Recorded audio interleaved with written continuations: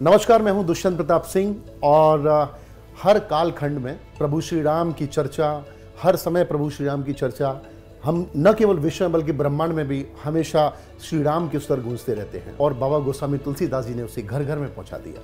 समय समय पर बहुत सारे विद्वान लोगों ने इसकी मीमांसाएं लिखी, लेकिन कई बार उसी क्रम में कुछ ऐसी रचनाएं हो जाती हैं जो कि लोगों के दिल में उतर जाती हैं। ऐसी एक रचना अभी अभी प्रकाश में आई है, जिसमें कि घर घर राम अभियान के अंतर्गत प्रसिद्ध राइटर श्री धीरज भटनागर ने श्री रामचरितमानस का हिंदी काव्य अनुवाद किया है। ये तो हुई एक बात, लेकिन इस सब के बीच में एक ऐसी शख्सियत इस मिशन से जुड़ गई कि जिसने इस रचना को घर घर तक लोगों तक पहुंचाने में एक सेतु का काम किया और कला की हर विधा में वो माहिर है, चाहे वो प्रस्तोता हो, चाहे वो बतौर संगीतकार, बतौर सिंगर, बतौर एक्टर, और मेरे ख्याल से कला के क्षेत्र की हर विधा में उन्होंने एक अप्रतिम ऊंचाइयों को छुआ और छूते जा रहे हैं। The one and only Shri Kapil Sharma ji हमारे साथ हैं। थैंक यू, आपका बहुत बहुत स्वागत है इस चर्चा में। तो मैं शुरुआत इससे ही करता हूं, श्री कपिल शर्मा जी का ये जो रूप श्री रामचरितमानस में जो सुंदरकांड है, सुंदरकांड का एक एक दोहा और चौपाइयों को उन्होंने अपनी आवाज दी, ये रूप अचानक से कैसे उद्घाटित हुआ? आपका फर्स्ट रिएक्शन क्या था और क्या सोच के आप इस प्रोजेक्ट से जुड़े? तो जिन दिनों धीरज जी ने मुझसे बात की, तो सबसे पहले तो उनका शुक्रिया अदा करना चाहूँगा कि उन्होंने मुझे इस लायक समझा, क्योंकि इस एल्बम में सुरेश वाडेकर साहब जैसे कलाकार और भी बड़े बड़े गुणी जो हैं सिंगर जिन्होंने गाया है।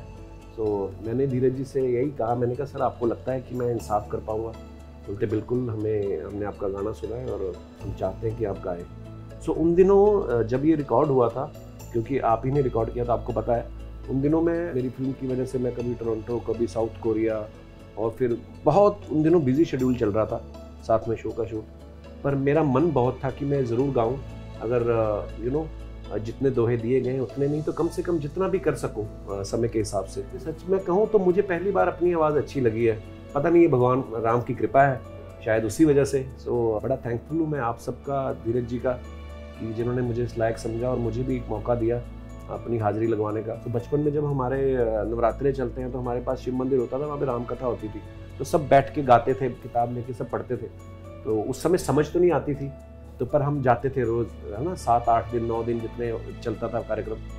सो उसके बाद शायद मुझे लगता है कि अब जाके मैंने कोई दोहा या चौपाई जो है वो जो गाने का मौका मिला। सो प्रभु श्री राम की कृपा है, तो थैंक यू सो मच। मैं आपसे एक छोटा सा पल शेयर जरूर करना चाहूँगा और मैं आपका रिएक्शन भी चाहूँगा। जब मुझे पता लगा आप आने वाले हैं गाने को, वी ऑल आर हैप्पी, पूरी टीम बहुत खुश, आप आए, तो suddenly we came to know कि उसे पूरा सुनना है, आपको बार बार सुनना है। तो आई थॉट कि इतना बड़ा स्टार और ये इतना समय कैसे दे पा रहे हैं, और वो भी सबसे बड़ा जो आपका कि you couldn't take anything, you invest your like entire things in the मुझे तो लगता है कि ये सब कुछ दिया हुआ भगवान राम का है, तो बहुत कुछ दिया है ऊपर वाले। फिर आपने 2-3 बार में उसे गाया, और आज के समय में इंडस्ट्री में फेमस है कि कपिल शर्मा जी का टाइम मिलना बहुत मुश्किल है। तो एक तो इतना डिवोशन, उसके बाद मुझे याद है जब हमने मिक्स करके जब आपको भेजा तो आपने दोबारा उसका स्क्रैच मंगाया और अपने पास से दोबारा उसकी मिक्सिंग करा के दोबारा उसको दिया, और जब अपने इंस्टाग्राम और बाकी अकाउंट्स पे डाला, क्योंकि आपके तो ऑलरेडी करोड़ों फॉलोअर्स हैं, तो इट गोन वायरल। और उस दिन वो ट्रेन कर रहा था इंडिया में।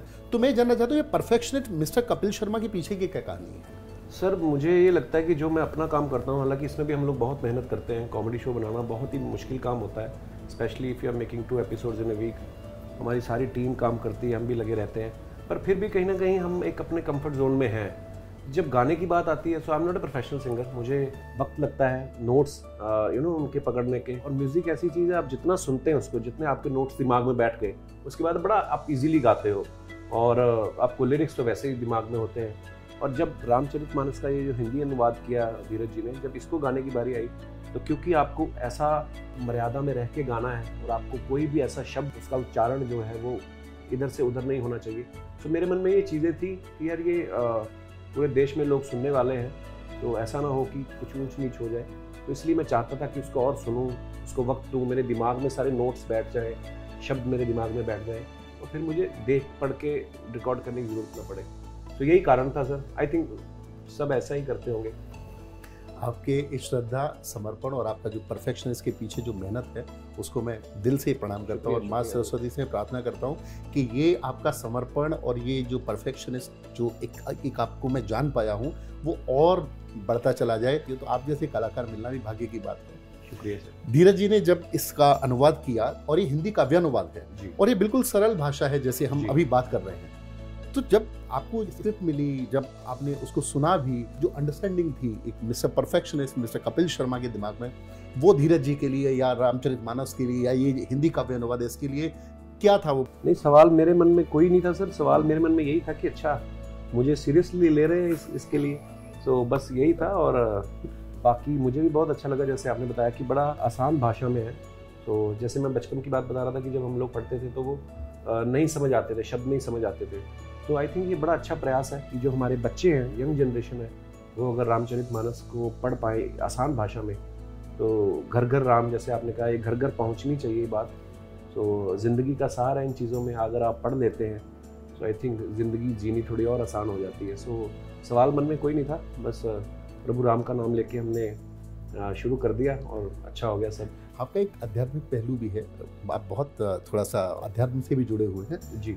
श्री रामचरितमानस का ये जो प्रकल्प लेकर चले थे, जिसका आप एक बहुत बड़ा हिस्सा हो गए, जी बाकायदा एक म्यूजिकल रूप में सुंदरकांड आया, इसके लिए स्पेशली एक उन्होंने डिजिटल प्लेटफॉर्म escape.com जहां से कि लोग इसको ले सकते हैं।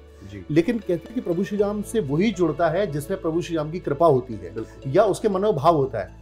तो श्री कपिल शर्मा जी के मन में क्या बचपन से और अभी भी जो उनकी ये यात्रा अनवरत चल रही है और कलाकार, तो वो कौन सी ऐसी अध्यात्म का भाव है जो उनको कभी कभी इस तरह के प्रोजेक्टों से जुड़ने को प्रेरित करता है? सर वही है कि मैं हमेशा एक बात में बिलीव करता हूँ कि इंसान बड़ी प्लानिंग ही करता है, लेकिन जो ऊपर वाले की प्लानिंग होती है वो सबसे बेहतर होती है। आज मैं टीवी पे काम कर रहा हूँ, मुझे कोई 20 साल हो गए हैं, लेकिन मैंने जब टीवी देखना शुरू किया था तो पहली चीज़ जो मैंने टीवी पे देखी थी वो रामायण देखी थी।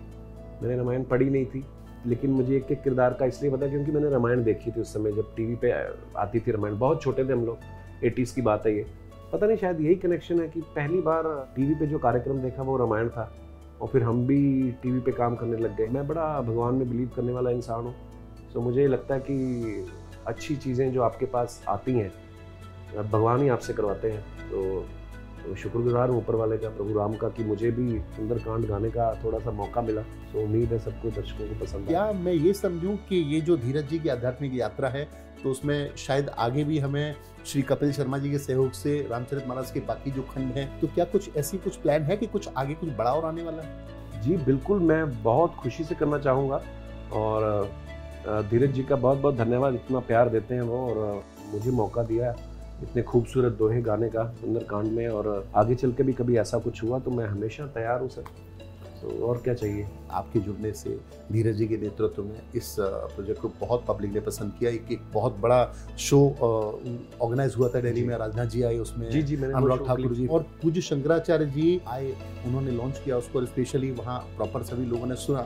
तो ऐसे क्या आयोजन आने वाले समय में, क्योंकि you miss that thing, sir ने मुझे बोला था, जन्मदिन था और हम लोग मैंने बताया था सर को। जी नहीं तो मैं जरूर आता वहाँ उस इवेंट में, और मैंने उसके वीडियोस देखे, बहुत ही खूबसूरत आयोजन हुआ था उसका। तो क्या हमारी पब्लिक ये समझे कि आने वाले समय में शायद ये जो संबंध जो बना है प्रभु श्री राम से, तो श्री कपिल शर्मा जी का क्या हम ये उम्मीद करें, क्योंकि धीरज जी का बड़ा मन है कि वाराणसी आए, अयोध्या में आपके सानिध्य में एक बहुत बड़ा ग्रैंड ऑर्गेनाइज करेगा। बिल्कुल इसी बहाने हम भी दर्शन कर लेंगे अयोध्या नगरी के।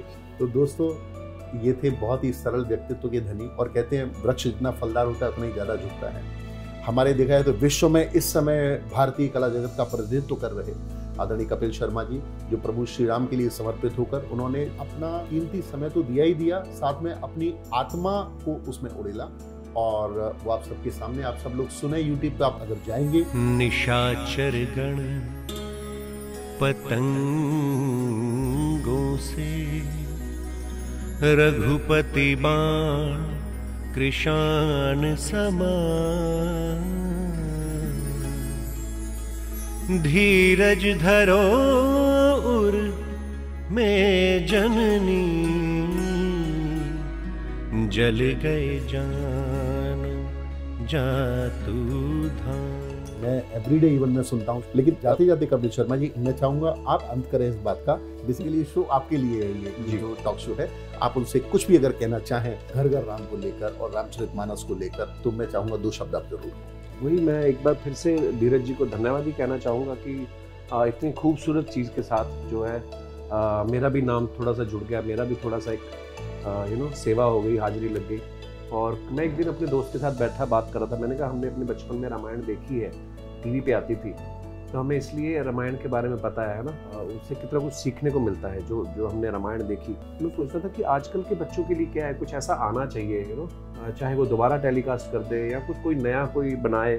सो ये जो प्रयास धीरज जी ने किया है, ये बहुत ही खूबसूरत प्रयास है। आई थिंक इससे बच्चे जो हैं बड़ी सरल भाषा में वो समझ पाएंगे सारी कहानी, और उम्मीद करते हैं कि जो हमारे दर्शक हैं बहुत प्यार दे रहे हैं इस प्रोजेक्ट को, और आगे चल के भी अगर कुछ ऐसा करने का मौका मिले तो मैं ज़रूर करना चाहूँगा। So thank you Dheeraj ji, thank you Dushyant ji, शुक्रिया आपने समय दिया। आपके समय के लिए आपका बहुत बहुत शुक्रिया। इस प्रोजेक्ट को जो आपने प्यार दिया उसके लिए बहुत बहुत शुक्रिया। और हम ये उम्मीद करते हैं, प्रभु से प्रार्थना कि आपसे इसी तरह से जुड़े रहें और हमें ऐसे ही बार बार मौके मिस्टर परफेक्शन के साथ काम करने के मौके हमें मिलते हैं। Thank you so much. जय श्री राम। सुध मेरी अगर रघुवर ने पाई, करते ना विलंब रघुराई।